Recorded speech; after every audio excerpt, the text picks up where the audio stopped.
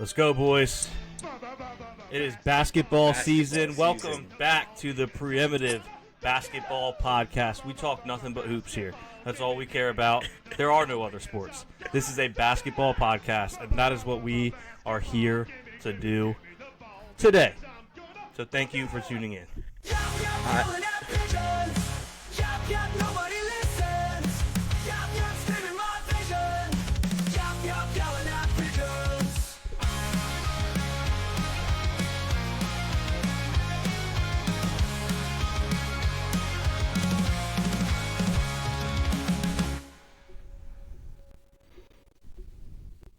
That's what you guys came here to do, right? Talk some hoops.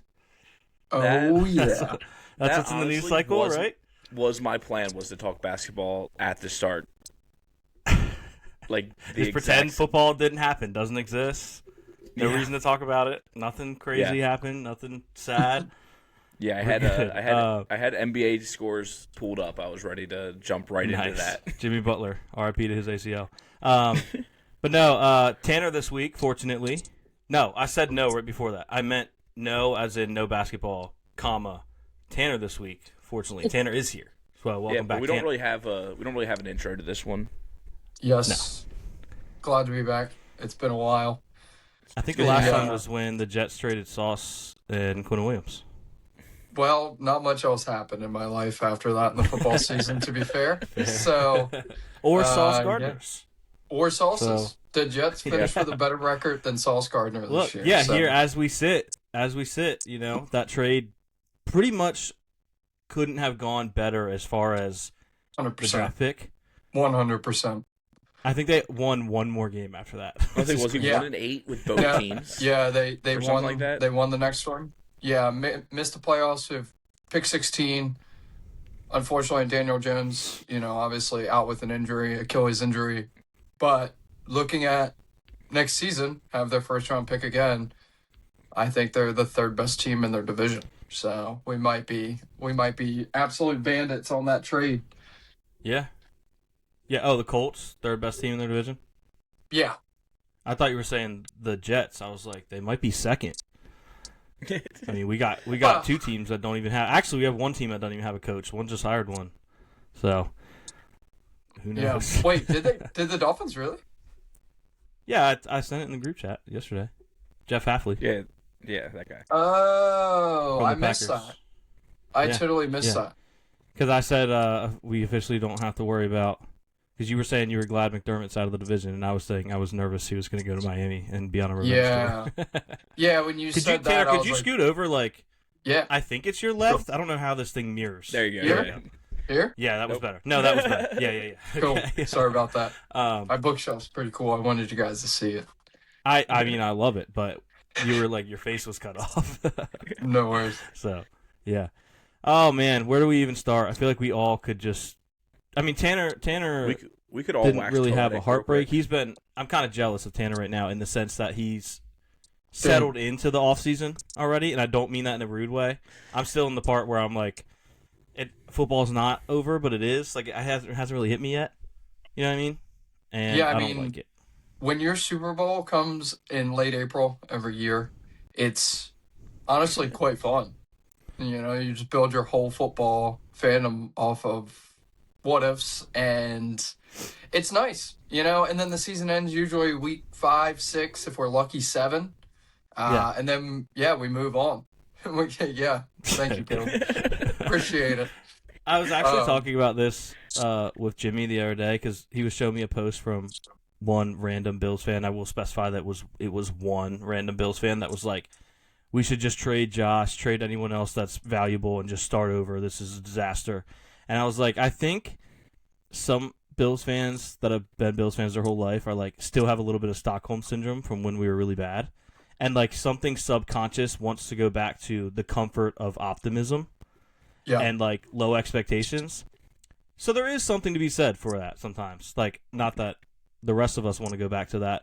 I wouldn't trade it, but it's like sometimes, you can look at it as glass half full. It's like, hey, you know what? We can only go up from here. You know what I mean? So well, I don't know. The glass has been empty for about 15 years now, so I was trying to give you a reason to look at it as glass. No, I mean, I appreciate that.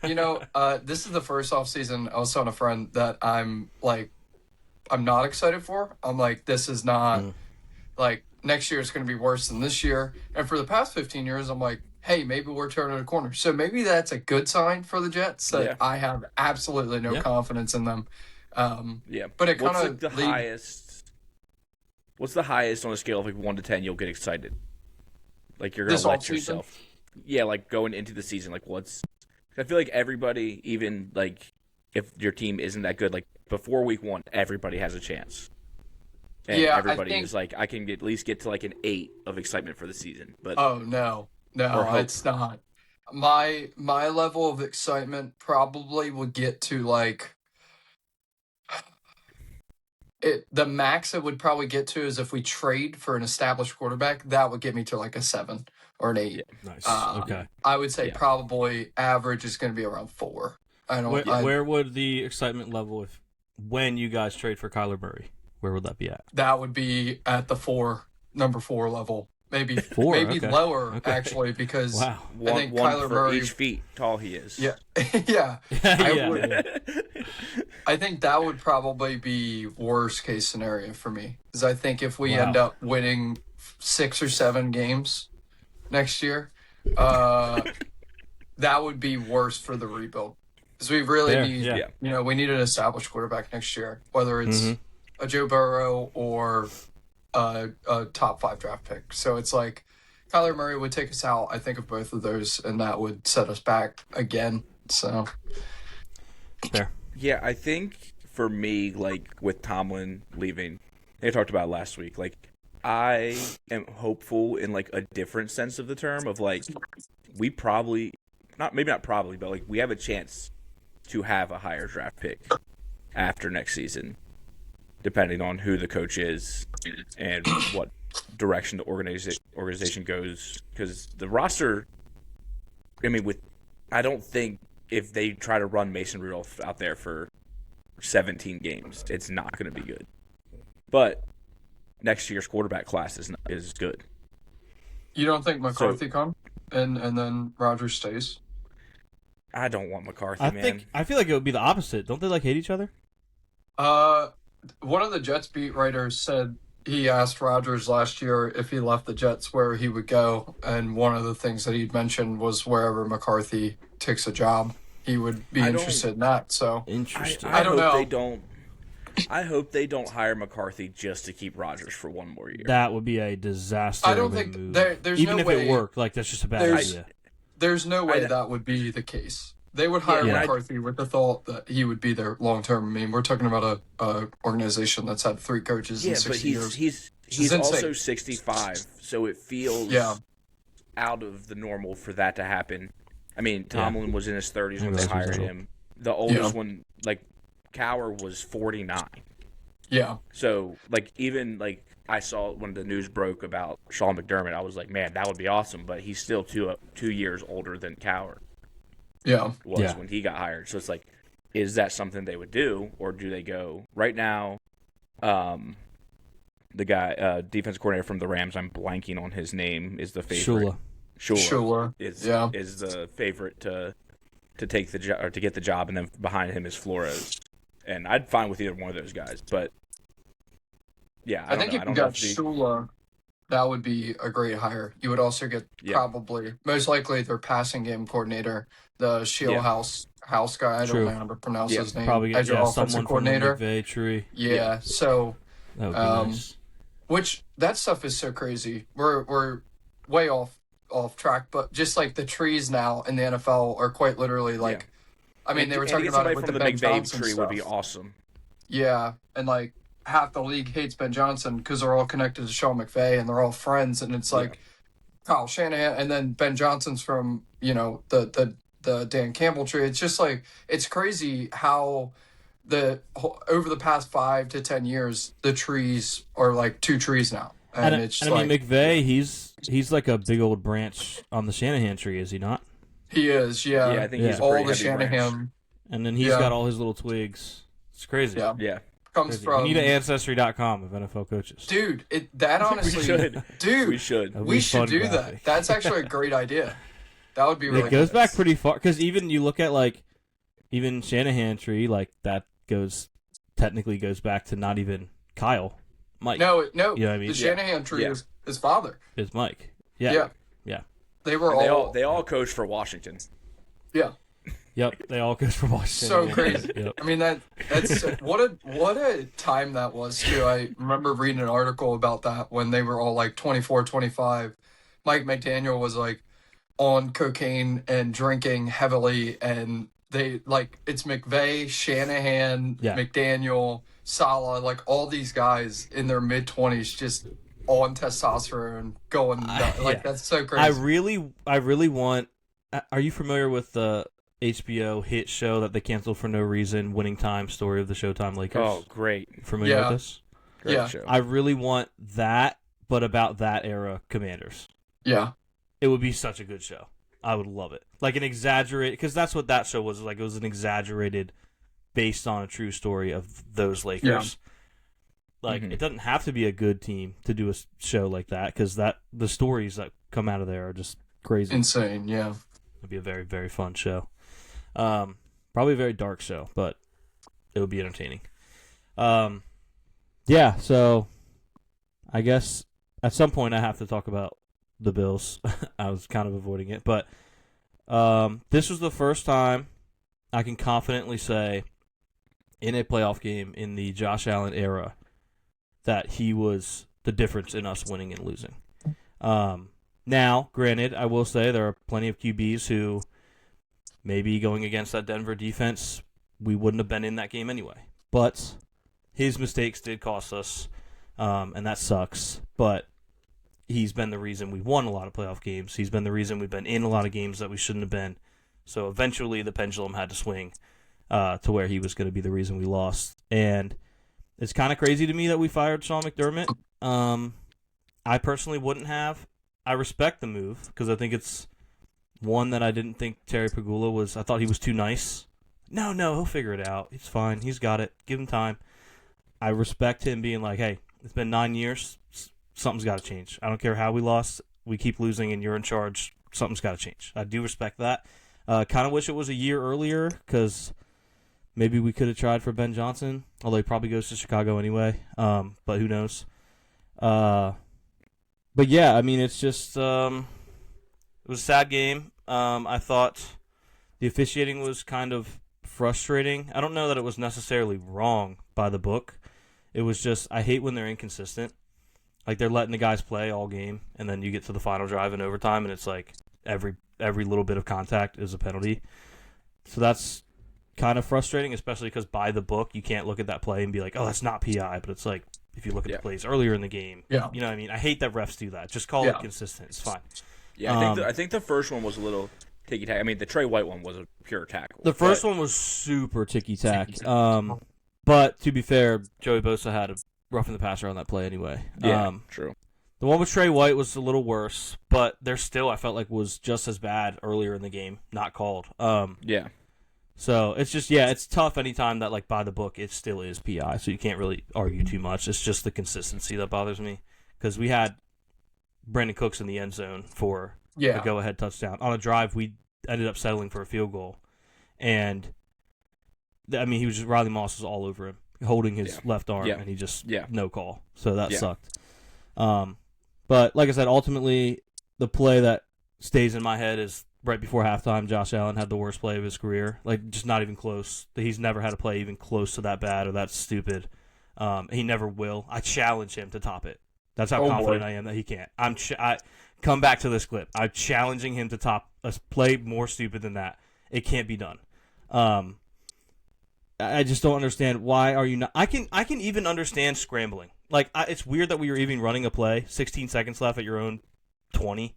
But like whatever, if something breaks free, there's a blown coverage, maybe you score, or you catch it and get out of bounds, you get a field goal, and then you step back, nothing's open. You're like, I'll scramble, maybe a lane will open, I can get out of bounds and gain yards, then we can throw a Hail Mary. Fine, I'll go that far. That's the point where I'm like, okay, I'll allow that. I still think it's a little crazy, but I'll allow it. Once there is no clear lane, why, even if he didn't fumble, I would have been mad at him. Why are you taking contact? Like, this is a playoff game. We need you healthy. Why are you taking a hit, an unnecessary hit? Not only does he do that, he fumbles, and they get 3 points for free. And we lose by 3. That sucks. That really sucks. I literally can't stop envisioning that play over and over. It's the worst play I've ever seen in my life. Yeah. The situation, the impact that it had on the game, it's the worst play of his career by a landslide. Yeah, that's my thoughts on it. I agree with that. Sorry, I didn't know if you were about to keep going. I didn't want to. No, it's sorry. Yeah. I mean, he has made a career of forcing plays like that. So it's like some of them work out great, and some of them. I mean, his rookie year, he did that downfield lateral that was god awful. No, it wasn't. Everyone says it was. It was only bad because Dawson Knox. It was only bad because Dawson Knox didn't see it coming. It made it. You but gotta at make least sure your guys paying attention. But at least, here's the thing though. At least the idea, like, you can understand what he was trying to do. You're like, he's like, oh, if Dawson sees this, like, it's 6. Yeah. Dawson's gonna score. Yeah. You can't even understand what he's trying to do on the play before halftime. I think it makes no sense at all.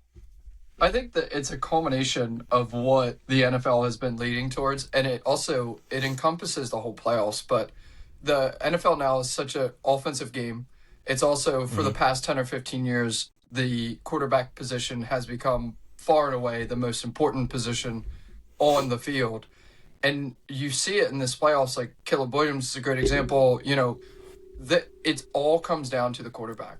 And these guys there's 2 points that I'm trying to make here. One, these guys are trying to do everything they can every single play. Caleb Williams, a great example of that, because that's their position. I mean, they're 3 times more valuable than the next valuable player on their team in the playoffs this playoff. Secondly, they're trying to maximize their possessions. I mean, you watch the Bears game against the Packers. They interviewed Ben Johnson. He says, we're going for it every 4th down because we have to maximize our possessions. That's all we care about. And that shift in philosophy in the NFL on the quarterback position and offense, and then wrapped up in the fact that everything is a pass interference or holding or something of that nature, it's quite insane. And it's led to the greatest playoffs I've seen in my lifetime. Every game is, all right, 2 minutes left. We got to make sure that they don't get the ball back. Oh, shit, Josh Allen gets the ball back with 50 seconds left, goes down the field, gets the field goal. I mean, there's 4 or 5 games of that now, right? You know, you've got the Rams did it twice. The Bills did it in both their games, lost one, won one. The Bears did it in both their games. It's just like, it's insane the way that the league has progressed. Like, I remember watching highlights of the it was like Patriots versus Rams Super Bowl in the early 2000s, and there's a minute and a half left. Oh, sorry. There's a minute and a half left, and they're talking about taking knees and going to overtime with a minute and a half left. That's crazy. The modern NFL is talking about, okay, how does the other team get the ball back with a minute and a half left and get a chance to get a field goal? Yeah, you're literally, if you have timeouts, you're like using timeouts to try to get the ball back. It's crazy. Yeah. It's crazy. And so this playoff just like, and with that, I think it's just incredible that it's like, you go on Twitter and everybody's so reactionary. After last week, Josh Allen's the greatest quarterback of all time. He's the greatest playoff quarterback of all time. Now he's the biggest choke artist ever. They've lost another game. McDermott's out because of him. No, it's just the product of the NFL that we're in. Like, every NFL game in the playoffs, minus like 3 that I can think of right now, have been as tight as humanly possible. Like, you can't get these games any tighter if you scripted it. It's crazy. And so every week, these guys, every drive, Caleb Williams was about to be the greatest quarterback, clutch quarterback ever, still lost the game. Yeah. But his play, the drive before, got him. It's just, and then he throws an interception, and you're like, oh, he sucks again. Yeah. It's crazy how it goes back and forth. These guys are clutch. These guys aren't clutch. Like, they're all clutch. They're in the playoffs, respectfully. Right. Other than CJ Stroud, all these quarterbacks are clutch. Yeah. Okay. Yeah. To be clear, I still think Josh Allen's one of the greatest playoff quarterbacks of all time. This was just the 100%. First example where we could point to a play, or in this case, a couple, where you're like, that is why they lost. and it was him that did it. You know what I mean? And it sucks. Yeah. But, like, you also can point to why were they still in the game despite 5 total turnovers. We had the James Cook fumble. They were still in the game because he led the offense on scoring drives on all the other possessions. Every single, aside from the turnovers, we scored on every single drive. Yeah. On the number 1 defense in football. That's why we were still in the game. Not because, and I'll give McDermott credit. He was, you're fighting an uphill battle when the offense turns it over that much. Mm-hmm. But his defense, he's supposed to be a defensive guru, and his defense still let up multiple 70-plus yard drives. They let up I want to say 75-yard. How long was that game winner? I mean, the interception to Cooks was deep. So that was a long drive to win the game. And like I said, he was fighting an uphill battle, but he's not completely off scot-free just because the offense turned the ball over a lot. Yeah. You know what I mean? I just don't understand with this whole situation with McDermott how he hasn't really been giving that much to work with. Like, he's not the general manager. He's not doing the drafting. He's not doing the trades. He's not doing stuff like that. And the defense, like, doesn't have that many play. They have some good guys, but the defense itself is not that great. Mm-hmm. The receiving core is awful. Like, the defense has one legit, like, that guy is a guy, and that's Christian Benford, and that's it. I think Milano's up there too. But he can't stay the right healthy. day. He can't stay on the field. He can't the older he gets, the less consistent he is. Yeah. On a good day, he is. Yeah, he's amazing. Yeah, but like they have a bunch of guys that are held together by duct tape, and did DeMar play much? Like they have a guy that he didn't play at all this. He was game. out almost all season. Did he play this game? Taylor Rapp. So he didn't. There was a very funny tweet. I can't remember her name. She reports on the Bills. I want to say it's Catherine something. That's a great job. But she posted a thing about we love women Darnell in sports. Savage. Come on, Luke. Yeah, Darnell Savage came in, and Darnell Savage came in for one play. He came in for one play. It was right before halftime. He got burned for like a 50-yard touchdown to Lil Jordan Humphrey, and she tweeted. Man, I'm sure that was the worst feeling. Like because I love Lil Jordan Humphrey. So much. You do.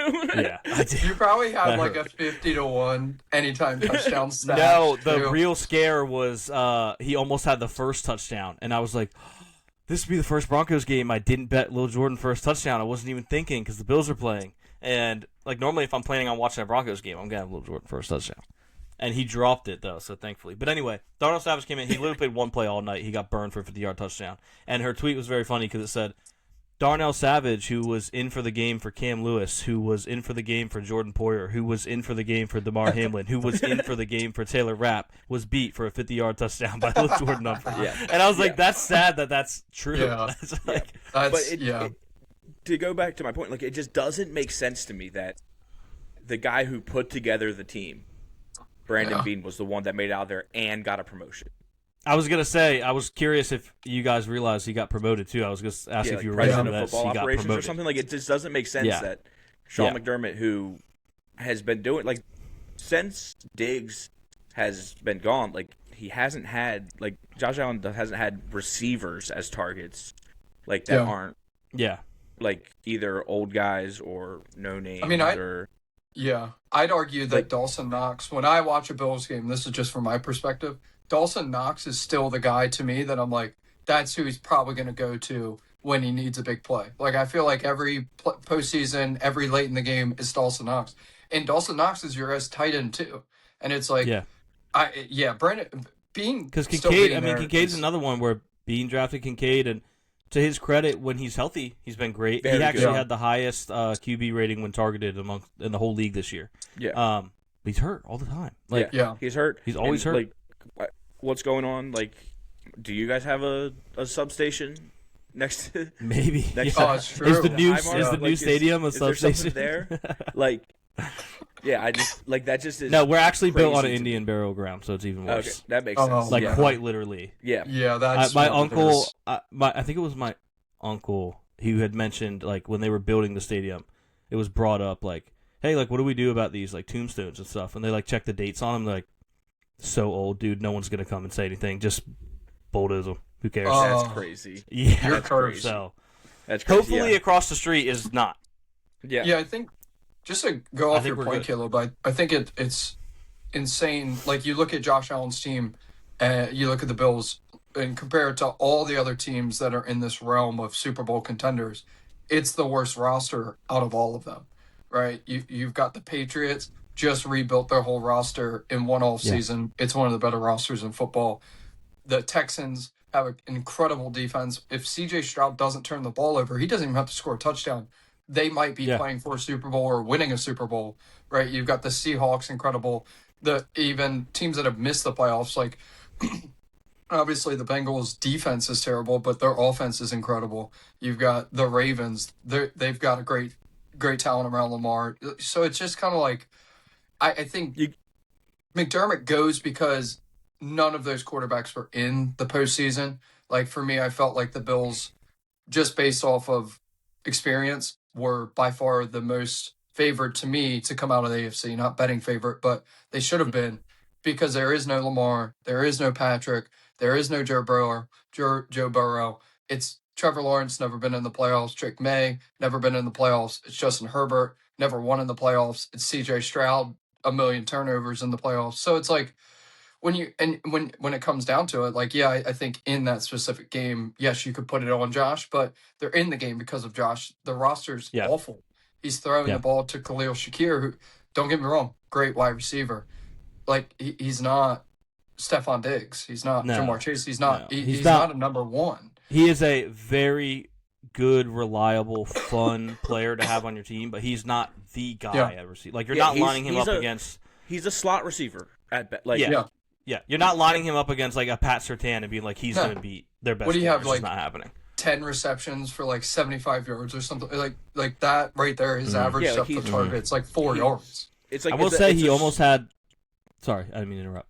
I'd say he's a short yard. Like, hit him, let him get some yards after the catch. But his yak is all. I mean, he's a great player. I love. He's a great player. He's very much like Calvin Austin to me.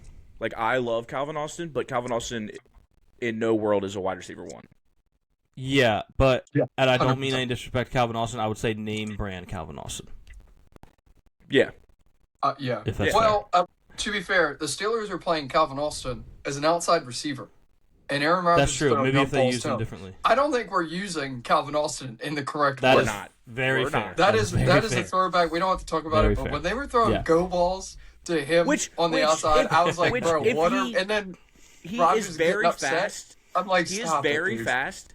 But if he beats his man, like, you have that ability to drop it in the bucket. But when the DB sees it coming, like Rodgers go balls, like 30 yards downfield jump balls. I shouldn't say go balls. They're jump balls that he's been throwing to DK Metcalf. Metcalf dropped one, so he just started throwing them to Calvin Austin. That was infuriating. I'm sorry, Caleb, to bring that up, but I was watching that. It pissed me off.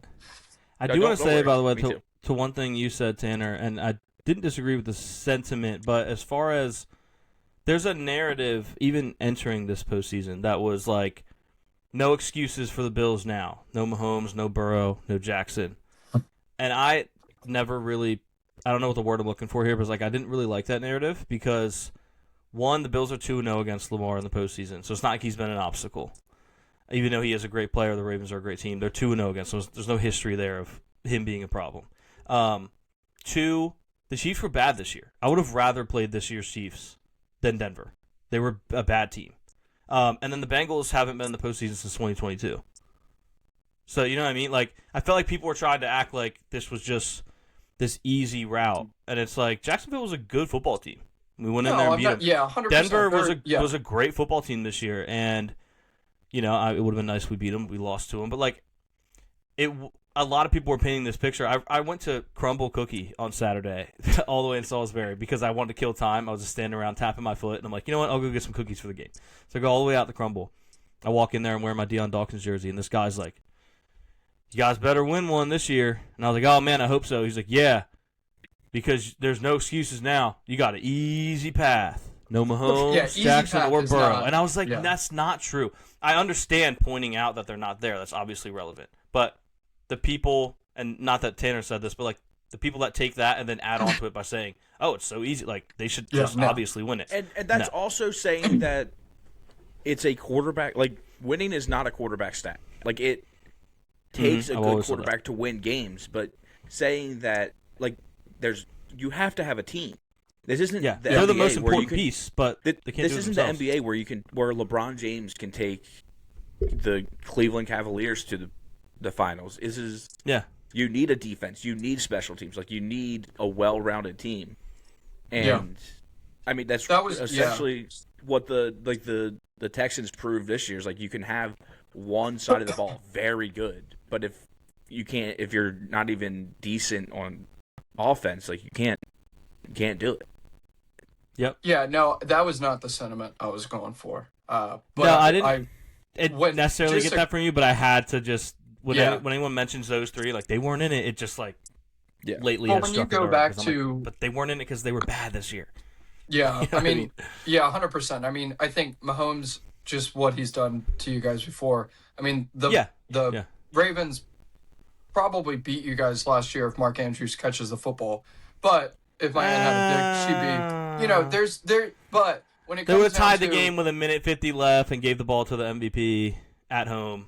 Well, the MVP was on the other team. No, all right, I'm done. But to kind of tie it they back don't give MVP to running backs. Yeah, my original point of like how valuable the quarterback is now, when you are the one team with the best quarterback now in the AFC, I think that's the point that I'm trying to make. And I kind of want to go back off of what you're saying, Caleb. I think quarterbacks obviously do make that big of a difference. Not like NBA wise, but I think when you look at Josh Allen, yes, they lost the game. He turned the ball over 4 times. They're in the game because of Josh Allen. You look at like the Texans game against the Patriots, they only lost by 12. CJ Stroud had 4 turnovers. You know what I mean? So it's like but the defense. But the defense kept him in it. If things are swapped. Well, yeah, I mean the quarterback's not going out there to play defense. There's no doubt about it. But the quarterback does know. All right, well now I'm down by 10. I got to go score. He does go score, right? Like I can't turn the ball over this time. Like I think they in the playoffs they do play that big of a difference. And the 3 quarterbacks I mentioned are quarterbacks that are very capable. We've seen it. Joe Burrow took a terrible Bengals team to a Super Bowl. Mahomes has quite a few. Lamar in the regular season has won games that way. So it's like, it's just the game changer, the X factor is the quarterback. And I would say they are that important to me, at least. That's just my perspective. It's an opinion, obviously, but I don't know. But the quarterback also has to have players around him. Like, you can't just put out these, like I said, the receivers that you can't just run the ball. Like, James Cook is awesome and had a great season, but like with a minute left or like all through overtime, you can't just hand the ball to him every time. Like, no, I agree. And Josh can't do it on the field. If they call the game consistent, to your point on pass interference, the Bills win that game, and we're sitting here talking about how the Bills win that game because of Josh Allen. So I think the consistency is a huge part. It's like a baseball game. When you go to a baseball game and the umpire's calling an outside curveball ball all day, but it's in the zone, that's fine. The hitters know that that's a ball. The pitcher knows it's a ball. And then at the end of the game, you're like, actually, that's a strike. Yeah, that's a problem. As soon as the players adjust, I'm like, okay, I get how they're calling this. Okay, I can be a little bit more And then they're like, nope. Yeah. Now we're actually calling game's on the line now. We're going to throw a flag. Yeah. We're in Denver. Yeah. Like that's a big story to me too. I mean, we don't need to touch on it. We said what we need to say. I do want to say, as far as like, at least for me, when I use the phrase "wins are not a QB stat," because like, if you pull up my Twitter, if you type that in, I've probably tweeted it 1,000 times. It's not saying that like, it's for me when I say it comes from the sentiment that wins cannot be had solely because of the QB. You know what I mean? And games, true. I guess games could be lost solely because of the QB, but you're not going to win a game only because you might exaggerate and be like, oh, they won that game because of so-and-so, because it might be the most important reason why, because QB is the most important. It's the most important position in sports, let alone football. Yeah. And so it does impact wins and losses a lot. But Caleb, to your point, you have to have something else. You know what I mean? Like, they don't play defense or special teams.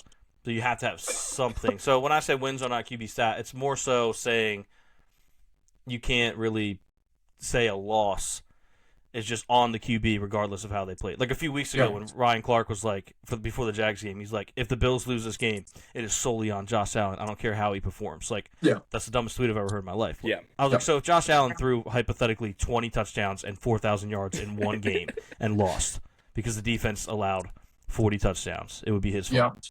Like it's not how it works. You can't predetermine that. Yeah, it's both. It's stats. There's stats and film, and you kind of combine them both, and that's how you get, I don't know, your opinion on the game. Like it doesn't have to be one or the other.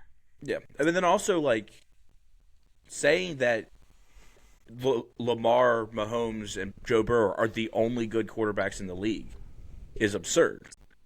No, I'm not saying. Okay, I'm not saying that. I'm not saying you. I'm not saying you. I'm saying in general. Like the general consensus is, the Bills have to win it this year because like this young crop of quarterbacks is good. Like they're very good, but they couldn't. And Trevor Lawrence has balled out at the end of the season, and Drake May is top 2, if not the MVP this year. And so I'm just saying, like, you can't just be like, like just because these guys didn't make the playoffs, their teams were bad. Their teams were bad. They didn't make the playoffs. Yeah. They didn't make the playoffs. Yeah. Like you can't say like, if they were in there, it would be harder. Like it's obviously wouldn't be harder because they didn't. Like the Ravens lost to this bum Steelers team at the end of the season. Like when it came down to it, like no one can tell me that if the Ravens made it into the playoffs, they wouldn't have had the same situation as the Steelers. Yeah. Like just because they have Lamar. Like you can't. I think we can't live in hypotheticals. This is me. Here we go. Being Mike Tomlin. R.I.P. R.I.P. But now the Steelers can live in hypotheticals. He's not there. We can live in hypotheticals. They can care. They can have hostages. Dude, I'm going to start blinking. Yeah, they can blink. Watch out. But I think my final point saying, to that was the teams. Go ahead. The teams all around in the playoffs this year, the 3 of the top 5 defenses were in the divisional round. Yeah. I think when you get to the playoffs, quarterbacks, some of these guys that we think are going to become elite, they fold. And we know that Lamar, Burrow, and Mahomes can get to championship games. That was my only point, right? You look at somebody like Justin Herbert's a great example. I mean, talent-wise, he's top 5 quarterback in the league. Can't win in the playoffs. Now, that's because his offensive line, blah, blah, blah, all these things. C.J. Stroud's another great example. Been a great game manager all year long. Hasn't really turned the ball over a ton this year. Comes into the playoffs, turns the ball over 9 times in 2 games. So it's like in the playoffs when it really matters, when you're going back to like, okay, 2 minutes left, each team's going to get the ball. Who's the better quarterback? That's when we really find out, is Bo Nix the guy? Is Drake May the guy? Right? Like Trevor Lawrence, is he the guy? These guys have not been in those high-pressure situations in the playoffs was really my point. And I think the point that most people are trying to make in that situation. Yeah. And Bo Nix, by the way, rough weekend for me because I've always stood on the hill that Sean Payton is overrated and he's a bum coach. And I've also said that I think Bo Nix is good and fun, but not like upper echelon good. You guys have been big boner team. Bo Nix, right? Is that what they call him? Is that what they call him? The boners.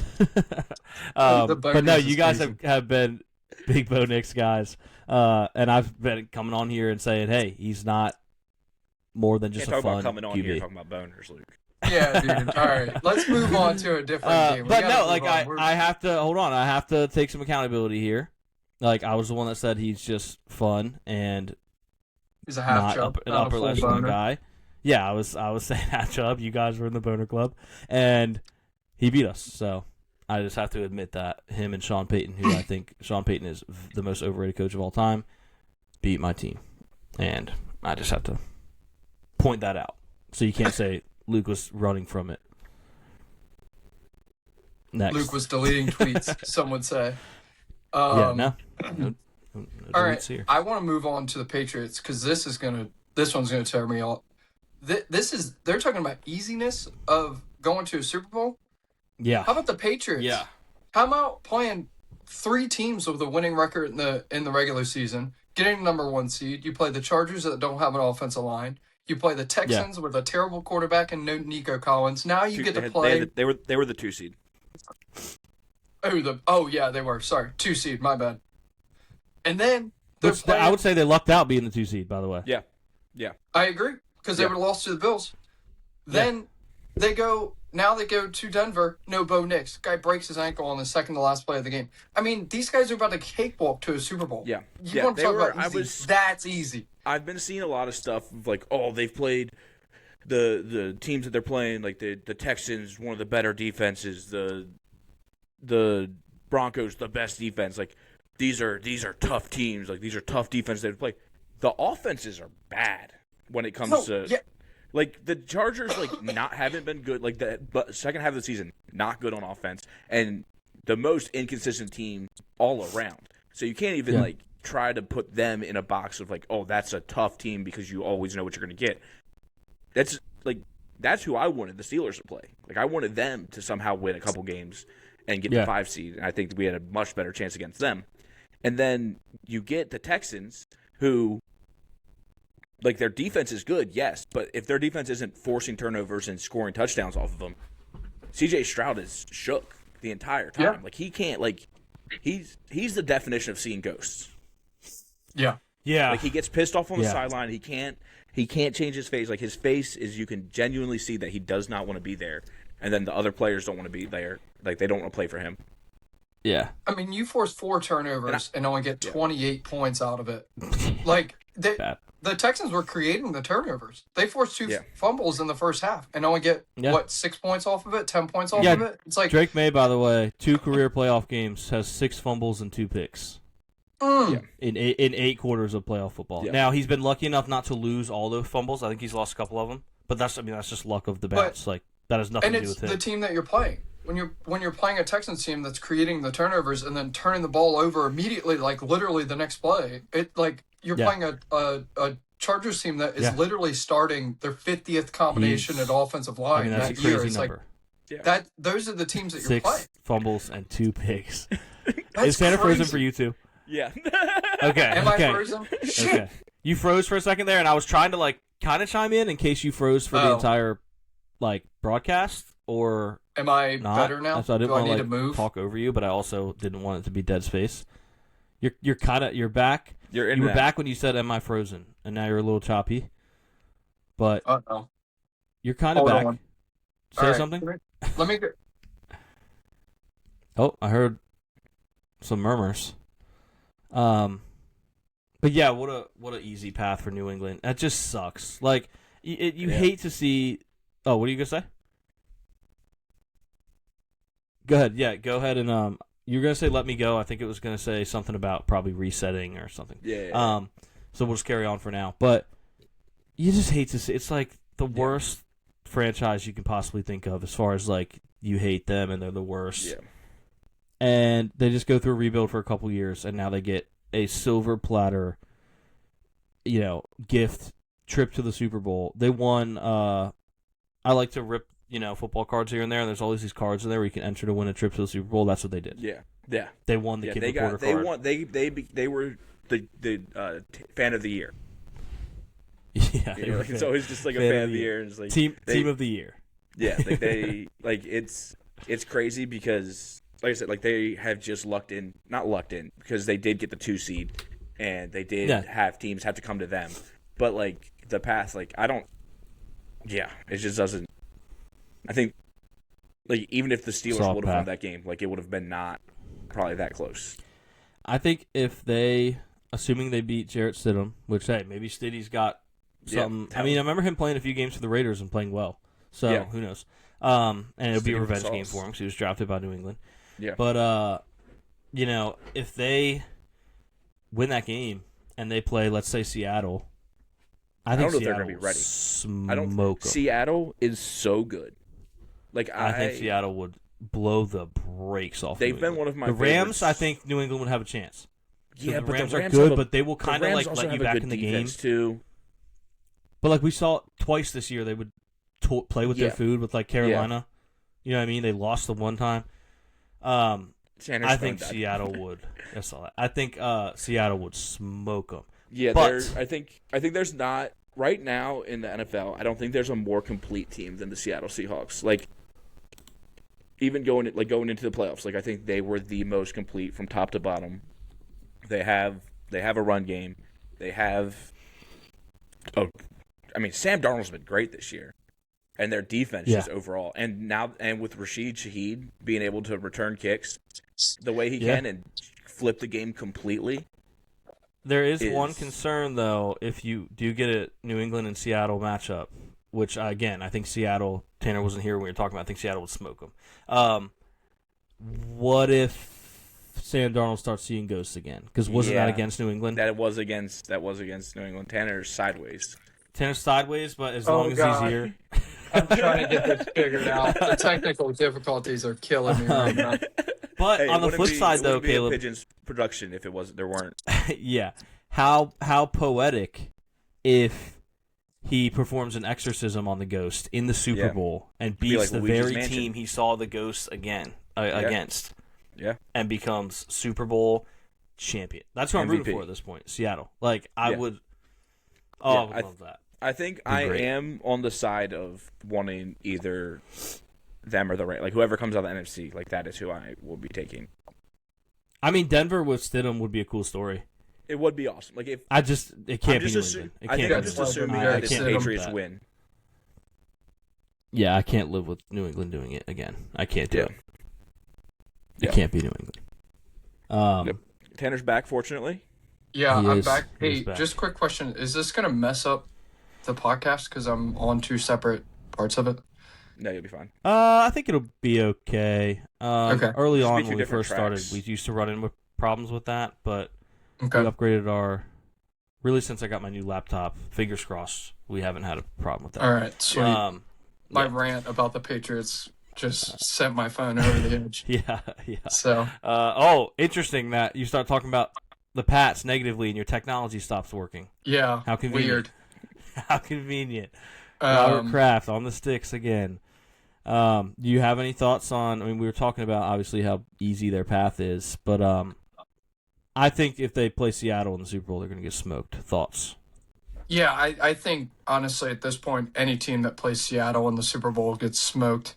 They just need to get there. I think the Super Bowl right now, is the NFC Championship game. It'll be interesting to see. I mean, if Jarrett Stidham can hand the ball off, get some good throws in, that game I think will be closer than people think it will be. But it comes down to Jarrett Stidham not turning the ball over. I saw a tweet that was very mean but very funny. I should have sent it to you. It was Jarrett Stidham was talking about. It was actually a clip from when he lost the job to Bo Nix last year, the Week 1 job, and he was like, "I'm a starter in this league. I know I'm a starter in this league." And someone retweeted it the other day and said, breaking, Jets are signing Broncos Super Bowl champion Jarrett Stidham to a 3-year, $130 million contract. I was like, dang. That would be so mean. We don't know what he is right now, but we didn't know with Nick Foles when he came in. Like who would have thought that Nick Foles was going to take that Eagles team? Yeah, correct me if I'm wrong, though. We had seen a Pro Bowl season from Nick Foles in the past. Potentially. If I'm not mistaken.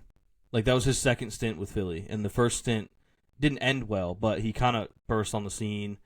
Back when he was visor Nick Foles. But I mean, having, like, Pro Bowl, saying, like, someone's a Pro Bowl player is, like, hard to, like, so many people drop out of the Pro Bowl, like. Yeah. Well, I think it's just a different circumstance, right? Like, Nick Foles comes in to the number 1 seed in Week 15. He's not coming in the championship game. Like, he had some games to warm up, get ready with the offense. Like, I don't know. Like I said, I'm pretty sure he had a really good season before that at one point, if I'm not mistaken, with Philly. I can't recall. He had a season where he started. He had a pretty good. It was okay. He had a season where he started 13 games. He had 2,800 yards, 27 touchdowns, 2 picks. That touchdown-to-pick ratio is crazy. That is a crazy touchdown-to-pick ratio. So, like, they had seen him play well. Yeah. But, yeah. That was in Philly before he went in, before they drafted Carson Wentz? Yeah, this was in Philly in 2013. Wow. He started 7 games in 12, 13 in 13, and then 8 in 14. Then St. Louis paid him a decent amount of money and started him over Jared Goff when they had, what's his name, when they were moving to L.A. Yeah. He goes to Kansas City, plays 3 games, was going to retire, and then Doug Peterson pulls him out of retirement, goes to Philly in 2017. That's when he wins the Super Bowl. But they had seen him play at a high level. Now he has a statue, yeah. But, I mean, he had 2,000 or more yards in 2 straight seasons with Philly, which, like, obviously isn't a lot of yards, but, like, that's a good sample size. And, obviously, the 27-2 touchdown ratio is unreal. I forgot he was that sharp that year. So, Stiddy, this is going to be his 5th start. Yeah. So there's very small sample size. Very small sample size. But, I mean, I just think there is a world where they have the number 1 defense, and he just has to produce a little bit to get there. I just wish it was Drew Lock so much. Oh, I wish it wish was Drew Lock so much. If he was still there. Oh my gosh. Like, that should be you, Drew. That should be your game. You should have that opportunity. Yeah. He'd put on for his city. Hey, Darnold's oblique. You know what I'm saying? He's got something going on with his oblique. Yeah, I don't think that's an issue anymore. Drew Lock's the backup there. Drew Lock's the backup there, so watch out. You better hope you don't injure Sam Darnold. Better hope. Yeah. Good old Sammy D. Yep. All right, anything else? I mean, we didn't really cover we got to go over to the NFC, I guess, right? And then... Yeah, I like that our coverage of Patriots Broncos was just easiest path ever for New England, Stidham's 5th start. But we just found a way to make it take up. No real notes. Yeah. I think Seattle's the best team in the league. Like, they have kept proving how good they are, especially down the stretch. And, I mean, they came out on top of probably the toughest division in the league this year. And for sure. Yeah, they played the beat-up Niners this past week, but absolutely dominated. Didn't take their foot off the gas. And I think they have to prove it against another divisional rival. And who knows? Like, it'd be electric. Yeah, this would be awesome. And just the thought of Sam Darnold winning a Super Bowl is so awesome to me. Tanner, I don't know. Tanner, I don't know where you're at on this. Like, I know it's like probably a bittersweet. Like, I mean, it's definitely bittersweet. I think he just doesn't become Sam Darnold of today if he stays with the Jets. Yeah, that's what I was thinking. So, but Sam was like the utmost professional on the Jets. Like, people have been talking about that on Jets Twitter this week. Is one of the beat writers put out, like, would you root for him? And it's like the whole fan base should be rooting for him. Like, the kid went out there, gave his all, never threw his team under the bus, never threw his coaches under the bus, left, never has retrospectively said the Jets suck. Like, there's so many players. No, I can't think of any other Jets QBs that have done that. Yeah, though, so it's not fair. But like, even he's never been like, oh, they failed me, whatever. Like, he's always been grateful for the opportunity, and like, he's just, man, I love Sam Darnold so much, and he has every reason to like slight them. 100%. They hired Adam Gase. Yeah. For his rookie, like to raise him in this league. It's like, bro, we couldn't have done any worse. And he still does not hold any grudge against us. And you know, good people like that. I'm rooting for him tremendously. I'm the biggest Seattle fan, you know. Yeah, I really want to live in a world where you have the Josh Allen people and the Lamar Jackson people, and they just butt heads all the time. Like, and obviously, I'm one of the Josh Allen people, but like, what emerges from the fire of that argument is just Sam Darnold with a Super Bowl trophy. It's just me and my Jets Sam Darnold jersey. I want that off so to the side. That it's would like be Josh Lamar, like the 2018 class. You know, Baker gets in the mix a little bit. And it's like, no, Sam Darnold, Super Bowl. He's the only one that's got a Super Bowl. Yeah, and it wouldn't even be like a Super Bowl where it's like, oh, he was carried. Yeah, it wouldn't even be like he was carried either. Like, he's been amazing. Yeah, so it's not even like he's carried to a Super Bowl. He will have done something those guys have not, which is like not only win a Super Bowl but legitimately contribute to it. Like, he's been great. Yeah, he's the second quarterback ever to win 14 games back-to-back seasons. Other one's Tom Brady. First quarterback ever to win 14 games back-to-back seasons on 2 different teams. Like, I was gonna say, to do it with 2 teams, like doing it with the same team is crazy. Doing it with 2 is unreal. And you're learning then a whole new offense. Yeah, That's doing crazy. it in the two best divisions in those years. Last year, Yeah. the Vikings-Lions division was the best division in football.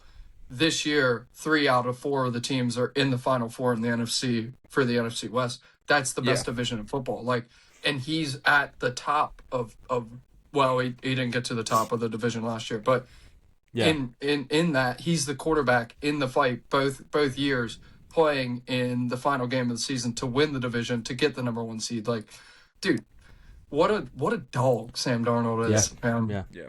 I would feel kind of good too because going into that draft, he was my QB1 for that draft. Me too. I was wrong, but it would be something. He'd be the first one to get a Super Bowl. I mean, like that'd be pretty sweet for a guy that's held stock since 2018 and caught so much flack for thinking this kid's a very good quarterback. Like, we failed him, the organization failed him. People just said he sucked, and now he is where he is because he went to 2 great organizations that can actually develop quarterbacks. Like, it's awesome, and it makes you feel justified because you're sitting here saying he has the talent. He just has not. And then you'll have people tell you don't know QBs, and then it's like, and then I get blocked. My 2 favorite QBs are, I mean, one's hurt now, but one he would have broke been his in the ankle, championship but game. 2 of the 4 they were the number 1 seed. Yeah, the 2 guys I got blocked for were the number 1 seeds. I'm just saying, dude. Like, both in the conference championship. Like, maybe I know a little bit about football, you know? Yeah. We should make a meme. We should have a meme where it's Iguodala running down the lane, and it's like like the ball is Sam Darnold and Bo Nix are good at football. And then LeBron comes in, blocked by LeBron. That'd be awesome. But also, like, think about, I mean, they made the playoffs this year, but the Panthers having Baker and Darnold on the same team. Yeah. Yeah, that is crazy. And letting them both walk. And they both walked they walked into better, like, the grass was greener. Yeah. For both but they like, both sucked on the, like, Darnold was 0-9 as a starter. It's like, it just shows you that. It's coaching. Kind of, their coaching is important. And it's something that, you know, us 3 talked about in a group chat. You guys couldn't get my tone on it, but it's like, you know, I know you guys, maybe, Luke, you're not excited for McDermott to go, but Caleb, you're obviously excited for Tomlin to go. But as somebody that's on the opposite side, and we talked about, it's, you know, joked about, like, it's fun to not be in the playoffs. It's easy, blah, blah, blah, mentally.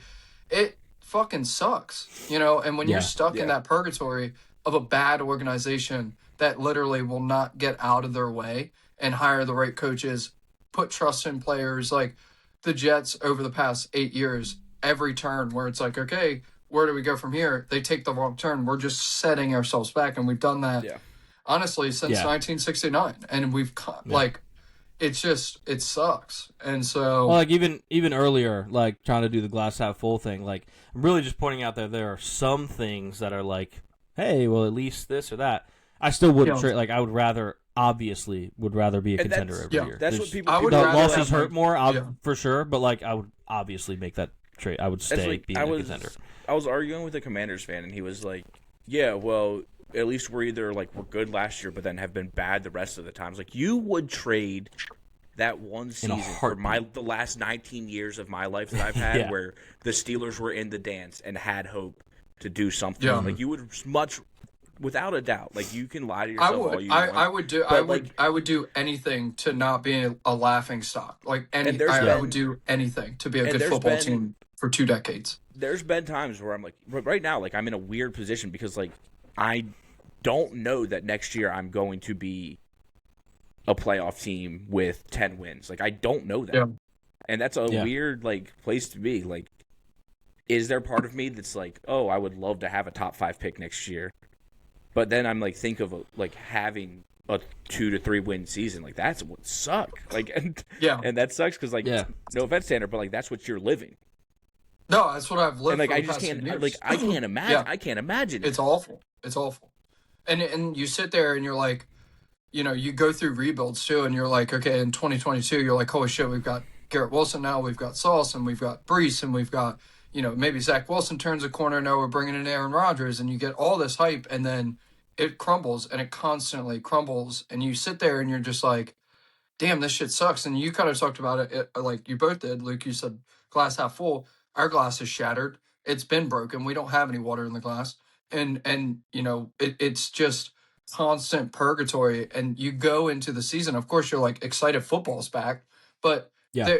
my excitement is like the season lasts for more than a month. We don't embarrass ourselves in our first conference game, or in our first division game. Like those are the goals that are set for me. Of like, okay, well, shit, we got to play the Bills week 3. I hope we don't lose by 30, and people are like making fun of us again. It's like there really isn't that excitement that you're like, oh shit, we got a chance this year.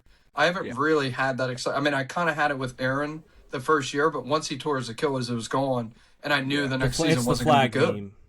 Yeah, the excitement. It's verbal meme. Tanner's excitement that year, and it's Aaron Rodgers running out of the tunnel. And then everybody laughs at it. Not to make this a trauma dump session, but it's like, I know the Jets suck, but it's like people like at work make fun of me for it. It's like, dude, this is my team. I don't know what you want me to do. They fucking suck. I can't do anything about it. I picked them at a young age, and I've stuck with them. That should be that should be I'm commendable. a loyal guy.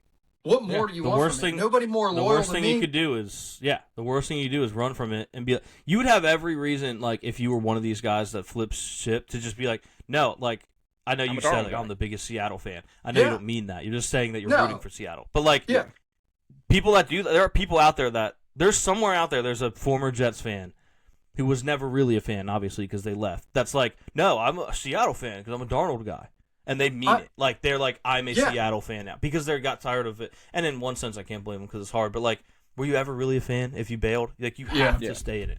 Yeah, I mean, I will say, like, living in it, and I'm a Jets fan for life. No doubt about it. But there's an easy route of, like, I'm just a football fan. Like, I root for the Jets, but they suck. But you don't watch the Jets every week, right? You watch football. You're like, okay, this year I'm going to root for the Seahawks, for example, because they got Sam Darnold. I like Darnold. They're a good football team. I like to watch good football, right? Honestly, if you've left being a Jets fan, I don't even blame you. This organization has given you no hope that they're ever going to turn a corner. Like, Woody Johnson is not selling the team. And if he doesn't sell the team, they're always going to suck. There might be 1 or 2 years where it's like, holy shit, we put everything together. But we're not building a dynasty. So, like, if you leave being a Jets fan, I don't even blame you because you don't want to watch that every week. Now, I'm going to watch it every week because I love pain and I love mental abuse. But it's like, like there's easy ways out of it. Just, I'm a football fan. This year, this playoffs is really fun. There's a bunch of new teams in it. I like Bo Nix. I hope it's Broncos versus Seahawks, and that's what I'm rooting for. It's like, it's just tough, man. But if someone asked you, oh, you like football, what's your team? You wouldn't say, I'm just a football fan. Or you wouldn't say, I like Seattle. No, you would say I'm a Jets fan. Yeah, and I laugh at it. Yeah. I'm like, I'm a Jets fan. Every time I'm a Jets fan, but I keep myself entertained by watching Seattle. Yeah. But no, I watch the Jets. I mean, I watch them every Sunday, unfortunately. Yeah. Except for December. I did boycott December because that was fair. And I'm glad I did. But I will say this. If Seattle wins, which you're already rooting for, but like I feel like Jets fans without a doubt should be rooting for Seattle because I know you talked about it sounded like maybe there's discourse in Jets fandom like are you rooting for Sam to win or not? You should absolutely want him to win because it makes Woody Johnson look terrible. Yeah. Why was he so unsuccessful with the Jets and then he goes to Minnesota, he has success. He goes to Seattle, he wins the Super Bowl. He looked good in the very limited time we saw him in San Francisco. Like why was he not good for your team? Yeah. It's because you're running a dysfunctional 100%. Like, especially if he goes out there and wins Super Bowl MVP. Yeah, it's a bad look for Woody Johnson. It's a very bad look. In that poll, it was like 98% were rooting for Sam Darnold. It was just our beat writers who are a different conversation, but they just try to bring up discourse and honestly bring up pain for Jets fans for clicks on Twitter, which is disgusting. Yeah. But like, I hate those guys. Like Rich Cimini, I hate that. I think he's the one that put out the poll. Connor Hughes I despise that guy. He's blocked me like 2 or 3 times. I'm trying to get blocked again because I hate that guy. Yeah. And it's like those guys just like every week they're like, here's the former Jets players playing in the playoffs. It's like who else's beat writers is doing this, dude? You're a disgusting human being. Yeah. While we're calling out beat reporters, I hate Benjamin Albright. Caleb, you hate one? Pony. There we go. I didn't even name a Bills one. I just hate Benjamin Albright. So he's a fraud. But Sam, I think we're all rooting for Sam. And it's Seattle. Awesome. It's easy to root for him. You know what I mean? It's not like he's in Miami or something of that nature. He's in the Seattle. division or something would be tough. Yeah. But the most Seattle's never done anything to the Jets other than, honestly, give us more draft picks for Jamal Adams. So we're all Seattle fans. Could he literally be any farther away geographically? Yeah, I mean, the LA teams would be further away distance-wise, I would assume. Yeah. Because it's pretty close. Yeah. Pretty far away. Yeah, at the end of the day. but oh my gosh. Yeah, you know what I'm trying to say. Yeah, I got it. I'm going to get there. yeah. I know what you meant. Before we go, I wanted to read a tweet from you guys, or not from you guys, to you guys. I was like, what did we tweet? Is this me just responding to Tanner saying mean when he said he was so happy the Steelers lost? No. This is not from you guys. It's a tweet I want to read to you guys and see your thoughts. You guys, Caleb, I know you're familiar. Tanner, are you familiar with Darren Ravel? Yes. Oh boy, I'm very so strange excited. guy, right? We would all agree on that. Very, very strange guy. Got a touch of autism for sure. He had a huge day Monday because he has all his MLK memorabilia. But anyway, that he loves to brag about. Anyway, Darren Ravel tweeted the other day. Oh, hold on, is this from Monday? Because Monday's his day. This was from Monday, but it's not about his memorabilia. Okay. Okay, so he said 11-year-old son wanted to bet. So instead of saying no, which is not the answer, I set him up with a free-to-play app. I've been monitoring his bets and talking to him about his losses. Looked on the app today to find this, and it's one of the betting lines on there is Giannis Antetokounmpo to scratch his nuts, win 5x your money. And the picture of it is like, on FanDuel and stuff, it'll be like the jersey. The picture of that is Giannis with his famous BJ Bell, if you're familiar. Yeah. And he said, first of all, it's only 5x your money, which is, I agree with Darren on this. How is it only 5x? Should be like 20x at least. And he's getting roasted for this. So, like, your 11-year-old son wanted to gamble, and no was clearly not the answer, is what you're saying? What are your guys' thoughts? I mean, to me, honestly, that is, he should be investigated. That's childish. Yeah. That's like saying my son wants to drink, so I gave him non-alcoholic beers. That's crazy. Someone said that. Someone literally said exactly that. And he was like, no, you put their first drink in front of them with you and teach them about the dangers of alcohol. But also, Luke started gambling in 2006. Sorry. Me? Yeah. I probably would have. Oh, I did. You're right. No, you're right. I did. Back then too. Yeah, I did. 06. My first it's like ever bet. Because I said, I agree that you can't put your kid on an app, but like we've been making schoolyard bets our entire lives. Yeah. This is not to attack you guys at all. Luke puts out 10-leg parlays every single day of his life. I gamble most days, almost every single day of my life. Yeah. I'm telling you, from an addicted gambler, it is not a good thing. I made my first bet with Logan in 6th grade about Florida playing LSU in football. Florida won. I'm still riding that high 20 years later. Luke lost his first bet, I believe, right? I did. And he's been chasing that loss ever since. Luke bets not against the Steelers. Hey, I will no, because look, I've had some parlays where I could have bought as many flywheels as Seattle Super Bowls could have ever possibly happened. I bet Mason a flywheel that Seattle would beat Pittsburgh in the Super Bowl. And we all went to the church to watch the Super Bowl, and I had to give up my flywheel because... Well, I'm sorry, buddy. That was my introduction. It was electric. I had a flywheel on the line, so I was sweating. 20 years later is betting a tremendous amount of flywheels on sports. Yes. It is not okay to go to 11-year-old. No. It's not good. I'm betting like a flywheel at a time. Yeah. Okay. I don't want people thinking I'm betting like hundreds of flywheels a day. No, he's betting a flywheel to win a bunch of flywheels. I'm betting a flywheel to try to win like thousands of flywheels. Flywheels were sick. They were awesome. Spinner one, it was sweet. Have the ram just shoot it up into the sky. Yeah, sick. They were sick. But yeah, this was a crazy. I'm against. Like, I think Tanner's right. Like, you can't. I don't. First off, don't think the story's. Don't think the story's real. I think it is because they're Ravel, and he's but I think crazy person. I think he saw that and just needed to, and he bet on it, and he needed a way to maybe he's to on not, this goofy like, app. This where was you can his bet on way. that. This was his 11-year-old, way. yeah. This was his way of not being a weirdo, but by being a mega weird. Like he became a weirdo because of it. He wanted to complain about the odds only being 5x, but he didn't want people to know that he's betting on Giannis to scratch his nuts. Yeah. Yeah, I like that route. That's crazy. Did he post his son's wins and losses? Like, is his son up or something? Is this somebody Not we that should I've be tailing? seen. He did post a screenshot of his son asking him what he was betting on, and he responded and like, "Oh, I have 500 on this parlay for the national championship, and it pays out 8,000." I'm like, bro, you are gonna get your son so addicted. I say this as someone who is addicted to gambling, so addicted to gambling. Yeah. He's gonna see that big. My dad was betting $500. Yeah. Like 500 is nothing. That's a lot of money. Yeah, 100%. And he's just gonna wagering on his parlay. And he might not even know what it means. Disgusting. He does that. He like do that, and he might not even know what it means to like cash out or to no do any of that. Yeah. He might not even know what a hedge is. I will say, look, I'll play devil's advocate for a second. I still think the end outcome is wrong.